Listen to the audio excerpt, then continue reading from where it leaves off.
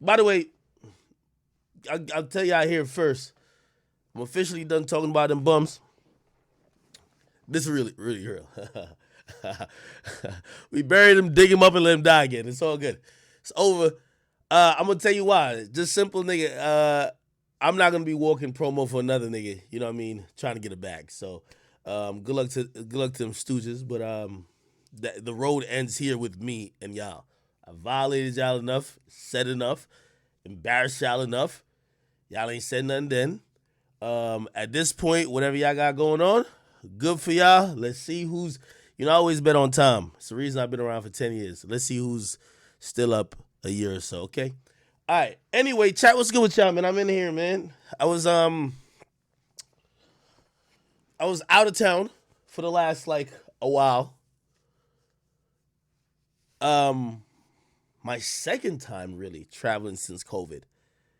Very interesting experience. The first time, y'all know I went to St. Thomas. This time around, I went to Florida. I was up in Miami. Then, while I was in Miami, I went to Texas. I'm going to tell y'all some very glaring, obvious things that I noticed.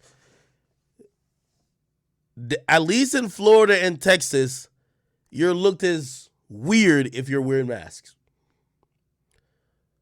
Other than maybe like an airport, nobody's wearing masks. Nobody says anything about masks. Nobody says, oh, social distancing. No, it could be mad people clumped up. Nobody's wearing masks. It was an eye-opening experience because I live in New Jersey. I work usually in New York, and it's usually ghost town. Or if people are around, they're looking at each other like, you got that shit? And everybody got masks on. It's interesting how other people live in other places in the world, or even within the same country. Just, couple hours in terms of a flight. Somebody said COVID don't exist in Florida. Maybe it don't. Maybe it don't. I think Florida and places like Texas, they're on that fuck it shit. It's like they know COVID does exist because it does. But they're like, yo, hey, if you're not healthy enough to risk you catching it, don't go out. But we ain't about to change how we move based on a few people that shit might affect and kill. That's what I'm thinking their thinking is, because they're done with the quarantine shit. Partying. I'm telling you, man. Man, I was up in a strip club. I'm going to give you a little overall rundown of the whole trip. But I was up in a strip club. There's nothing. You'd be in that club and think COVID never even came. Like, these motherfuckers don't even care. Anyway, by the way, strip clubs in Florida are so much different from, New York. In New York, and I don't know where y'all at, and some of y'all are probably young, so y'all don't even know about strip clubs. I'm not a big frequenter of strip clubs. I always felt like it was really awkward pressure. When I go up in a club, and especially if people know me, I feel pressure to throw money, because they're going to, if I don't throw money, they're going to do me like how that stripper tried to do Black Youngster. So essentially, you're being peer pressured into giving away your money. And it's more about making a spectacle more than really having fun, right? So, you showing people, it's, when rappers go to strip clubs, maybe they do have fun, but most of the times, it's like them just trying to prove they're that nigga who they think they are. So, if that means they got to waste or spend, I won't say waste, $5,000, $10,000 in the club, they got to do it. But at least the people in the club walked away with saying, yo, that nigga is really that nigga.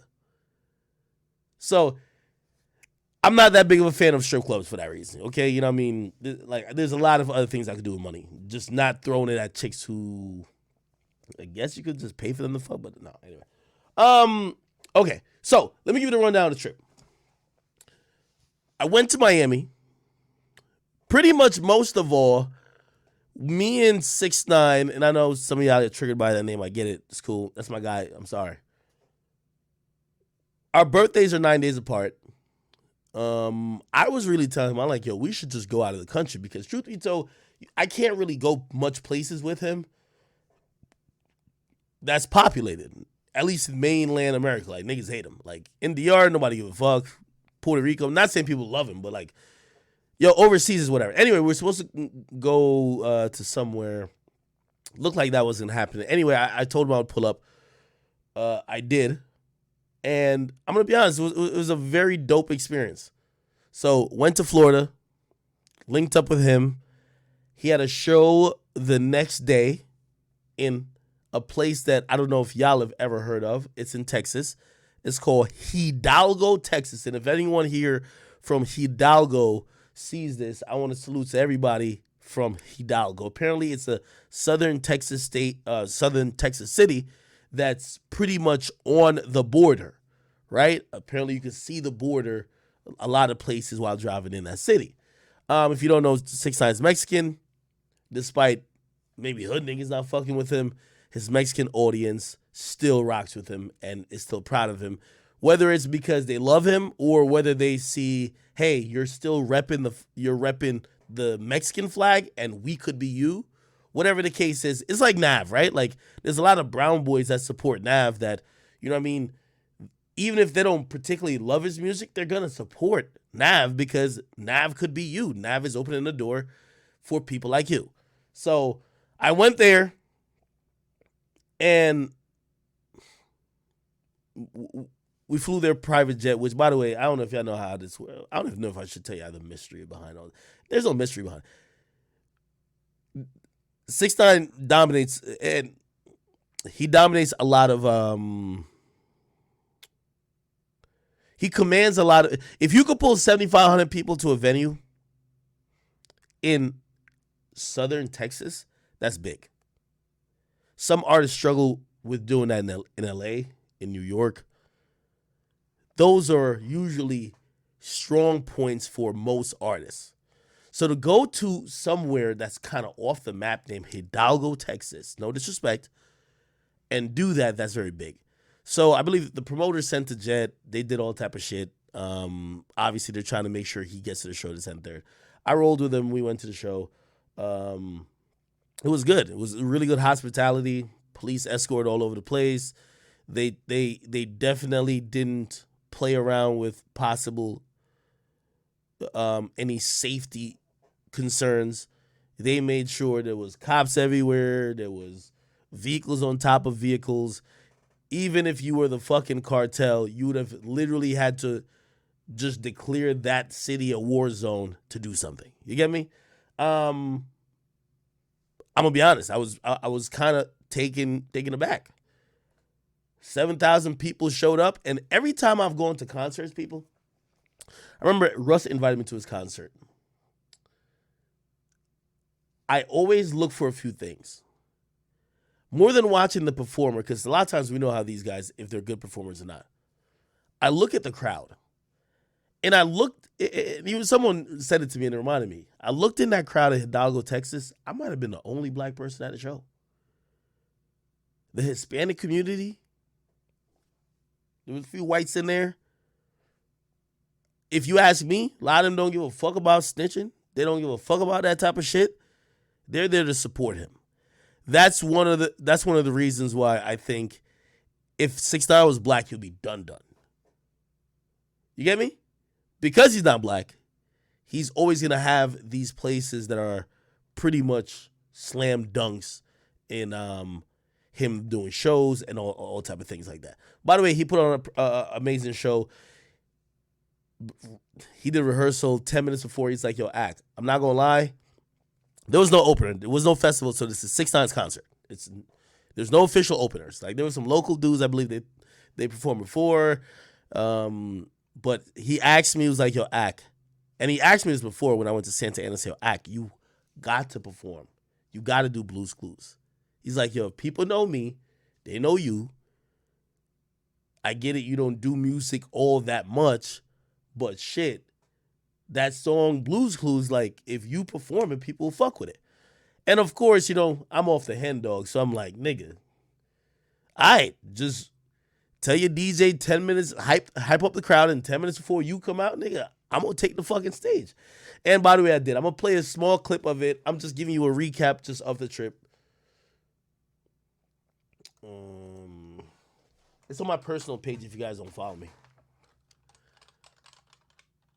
I am Akademiks.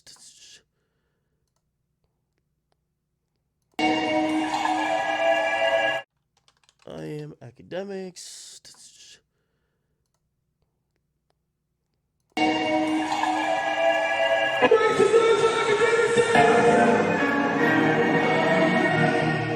By the way, totally unprepared to perform, but fuck it.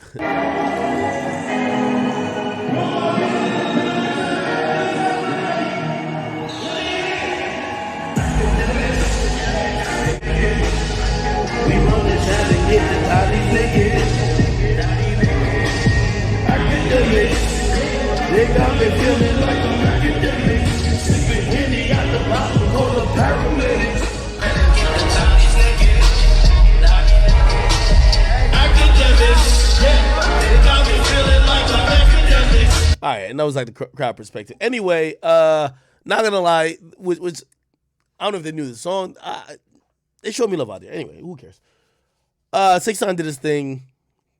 We flew back the same night from Texas to Florida. And then we had like a little barbecue like the next day. We were just chilling. Went to the clubs, like went to a club in Miami, and then we went to a strip club the night after, and then I left. Overall, I will say this. Why y'all saying Charlemagne the God update? We're gonna talk Charlemagne in a second, don't worry. Overall, really good trip. Salute to 6ix9ine.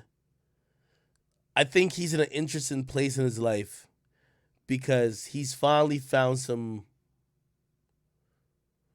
normalcy, if that makes sense. I think he's learning to be a normal human. He never used to be that person, but I think he's learning how to chill out.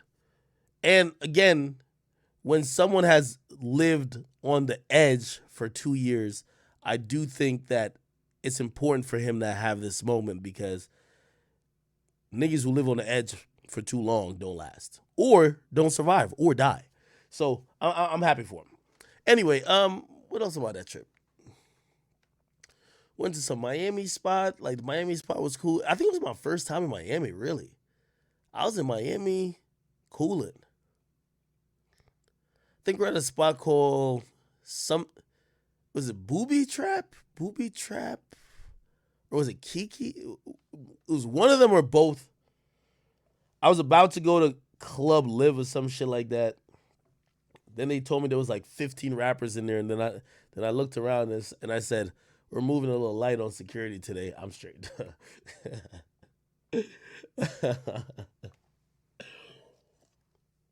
Yeah. Anyway, I'm gonna be back out to Miami quite shortly, either for the TikTok fight or Rolling Loud. I like to move around with the militia. I like to move around with the president. So good. By the way, that was my first time on a private, like flown on a private jet. Young Boy is the first person who had me walk. I walked on the private jet and watched him like he was playing like Madden. I'm like, okay, but we didn't go anywhere. That was my first time flying on a private jet, which was really cool. All right.